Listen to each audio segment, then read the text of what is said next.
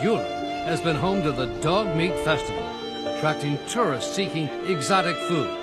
Restaurants today had signs offering boiled dog meat. And it's on again. The festival is held every June during one of the hottest weeks of the year.